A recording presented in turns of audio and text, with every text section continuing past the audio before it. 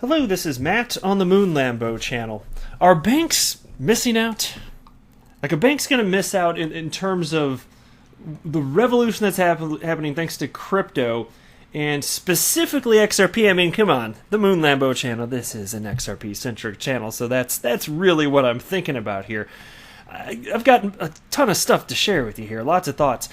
There's an article that got me thinking along these lines, along with a tweet that I was tagged in ultimately, I guess it was yesterday. Here's a headline from Cointelegraph. Indian banks act slow to accept crypto industry despite RBI's approval. So that story, it's funny because there's this story from a couple of weeks or so ago. This is also from Cointelegraph. Here's the headline. Ripple touts XRP use in new crypto framework suggested for India. So if there is resistance amongst banks, if they're slow to adopt crypto in any sort of capacity, even if it's utilizing XRP as a bridge currency, what is the workaround? Well, there actually is one, and I'm going to share it with you in this video. But before we go any further, if you would please delicately tap that like button. And also, if you are a fan of Ripple and XRP, gosh darn it, you might be the coolest person on the entire planet. Prove it to me by subscribing to the Moon Lambo channel. This is where all the cool kids hang out, in case you didn't know. You can probably tell because of how cool I am. All right, so let's jump into this. The repeal of a blanket ban on cryptocurrencies in March by India's central bank, the Reserve Bank of India, that's RBI, has been a boon to the thriving crypto industry in India, with the launch of new exchanges being a catalyst. This is despite the country being one of the most severely affected nations by the COVID-19 pandemic, which has led to a deepening economic crisis across the nation. For investors and fintech innovators alike, cryptocurrency and blockchain technology have proven to be a much-needed respite in these challenging times. Now, repealing the blanket ban was not the ultimate solution that most people hoped it would be, as even after the repealing, there have been incidences of banks declining to process crypto transactions. However, there is a more regulatory clarity in the industry now, and now than there was back in 2017, when the degree of skepticism and confusion was at a high level. A rumor of a note that was moved within the Ministry of Finance for intra-departmental consultation regarding a draft law that sought to ban all cryptocurrency-related activity, with a heavy fine or even a jail term of up to 10 years for offenders, which, by the way, is completely bonkers. It had been swirling around, but it has recently been debunked. Corporate advisory firm AKM Global said that if the law gets passed in its current form, it would completely decimate the crypto industry in India. This rumor brought back fears to the crypto community. However, Nishal Shetty, the CEO of crypto exchange Wazirx, I guess that's how you say it, Wazirx. I'll tell you, any company in the world of crypto, if they're worth their salt, they make sure that either their company name or their products are impossible to pronounce. Or at least, let me be more precise, impossible to know how to pronounce without having it heard by somebody that does know how it's intended to be pronounced. That's there you go. That's just how they do it. But anyway, so it's the CEO of crypto exchange Wazirx, whatever, maintains faith in the government, telling Cointelegraph in an email exchange, quote, "On the day the news about the note broke, it created some panic among the community, but that's all. We are not seeing any difference in the trading behavior of Wazirx since then. There have been speculations about crypto ban in the past as well, with more than 5 million crypto users in India. I'm confident that our Prime Minister won't let us down." And I'll tell you that in response to this, what first comes to my mind is, as hard a time as we give the U.S. government in terms of moving forward with in a more expeditious fashion in getting regulatory clarity in place for the entire crypto asset class, as much as we like to give them grief, and it's deserved, I'm feeling, relative to what's happening in India with news like this, I'm feeling pretty good. And that's just relatively speaking, just saying here. So if banks, and it seems to be the case, that's the picture is being painted here. Banks aren't going to want to adopt crypto anytime soon. Surely that's a problem with the utilization of XRP. Now, granted, XRP doesn't have to be held by banks, but it seems like they're so timid that they wouldn't want to get involved with that in any capacity, despite this piece, which came in. By the way, we'll get to the fix here in a second. It'll be a temporary fix before ultimately all this nonsense blows over, even if it takes a while, but there is a workaround even in the short term. So here's this piece from Cointelegraph. I'll just briefly run through it. I've covered this already, but I want to make sure that everybody's informed here. This is from June 18th. Ripple touts XRP use in new crypto framework suggested for India. And I think I can probably jump down pretty far here. So here's how the piece begins. I'm going to jump down. American fintech firm Ripple has proposed a policy framework for regulating crypto in India amid local crypto uncertainty. In an effort to persuade Indian authorities to support fintech regulation and the growing crypto industry, Ripple issued a policy paper addressed to local legislators. And it was titled "The Path Forward for Digital Assets Adoption in India." It's 36 pages long. So here we go. Here's the part I want to get to. So highlighting that existing methods of cross-border transactions can take 4 or 8 days. Ripple states that it can handle a transaction from an Uzbek bank to its Indian counterpart at near real time, adding, quote, "This route minimizes costs, time, and risks that the prevalent models of cross-border banking retain. As a corollary, many friction points like minimum account balances and different time zones, as also operational and settlement risks, are avoided in cross-border payments using XRP."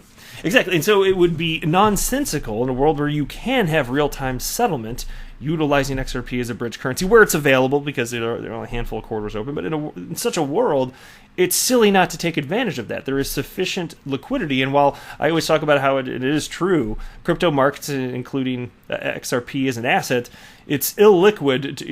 It's not sufficiently liquid to take over what's happening over the entire globe. If you think about Nostra Vostra accounts, you have to organically grow into that.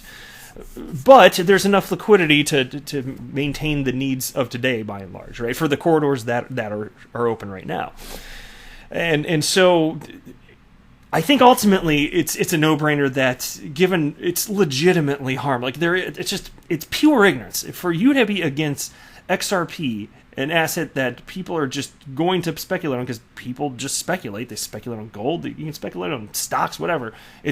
People speculate on everything. Damn it. I'm just telling you, it would be silly to not take advantage of liquidity existing because of that. Because if you're a bank, you don't even have to hold it. It's kind of silly here. Now, that said, for those banks that don't want to, now let's get to what the workaround is in the short term. And so I was tagged by, not in the original tweet, there's a tweet by Anders Lundberg, formerly XRP Neo, if you've been wondering where he went. He's Anders Lundberg, and so I guess he's using his real name now. Anyway. But he also has a YouTube channel here, and he wrote, "My new video on how I believe banks will go live with on-demand liquidity, time will tell." And the video itself, it was basically is a number of clips, and he put some text overlays over to kind of share his opinion with it. And I watched it, and it was interesting, and so that got retweeted by XRP community member All-the-way08, so shout out to you, my friend. And so we wrote hashtag XRP community and tagged me. And so what was he actually ultimately talking about in this video? He was talking about multi-hop, and this is an actual solution. And so one of the clips that was played excuse me, in this video, it was David Schwartz speaking at an event, and it must have been, I don't know, I'm not sure when this was. It could have been certainly over a year ago. It was back when on-demand liquidity was known as XRapid. And I actually can't remember off the top of my head how long that's been. At some point within the last calendar year, roughly, I think. So maybe this would have been 2018. And I'd actually seen this clip before, but he was talking about he kind of called it out. Because XRP, Ripple's primary goal in going to market is to market on-demand liquidity, then known as XRapid, towards remittance companies, payments companies, not so much to go after banks initially anyway. That wasn't the initial plan. They went the low-hanging fruit here.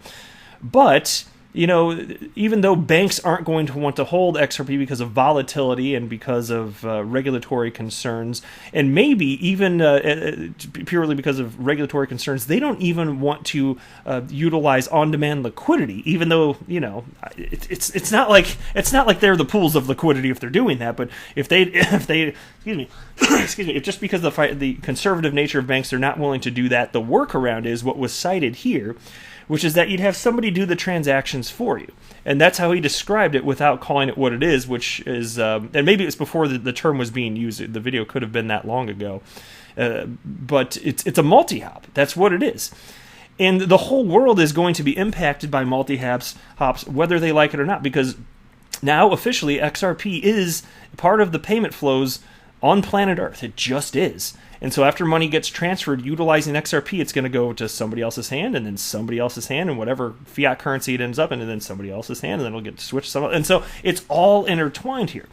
And so by design, though, there can be an intentional workaround. What I was just describing there was an unintentional workaround, which is just a consequence of more monies flowing in different ways than it otherwise would have without this technology. It's going to impact everybody. But there can be intentional workarounds as well, which would be perhaps a payments company that has a working relationship with a bank. And so this payments company could receive currency that was bridged with XRP in between. So it could be United States dollars flowing to, because you buy XRP with it on an exchange, and that flows through to, let's say, a Mexican exchange, and then that becomes the Mexican peso, and then that Mexican peso is then sent to the bank via traditional local rails, and the bank had nothing to do with that. And it doesn't matter, and there would be no actual tie in any sort of legal sense. There's no way that they could possibly be tied in any sort of negative way, even if they're worried about the regulatory concerns. Because look, once it's done, it's done. Are you just going to throw the Mexican peso away because of where it came from? That'd be stupid. Of course not.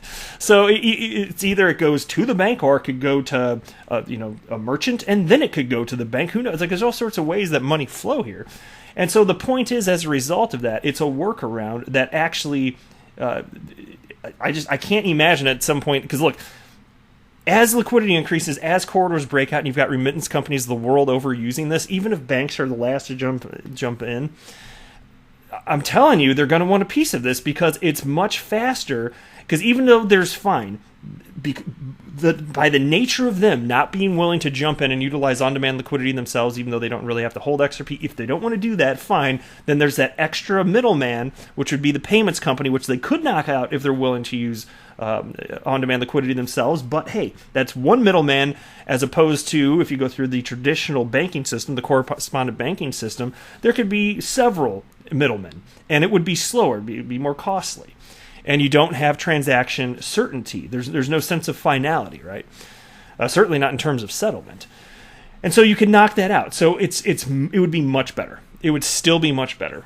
And that can only happen, of course, in those corridors that are actually active. But this is what's happening. And so as banks so what's going to happen? So as banks do that, even if they're not directly plugged into on-demand liquidity, that means that until they are willing to take that on, remittance companies are going to have demand from banks, and they're going to take on even more XRP. And you know what that does to supply and demand? XRP needs to be held by somebody in order for these transactions to occur. We know what supply and demand is. I don't need to spell that out for you. It's a reason to be bullish, in my humble opinion, which is not financial advice. And I think that's probably a good place to stop here. But this is the way that things are looking here. And so as long as XRP continues to be adopted in a meaningful way, as long as utility is actually there, I'll continue to be bullish. But I am not a financial advisor. Do not buy or sell anything because of anything that I say or write. That would be a very, very, very bad idea. Until next time, to the moon, Lambo!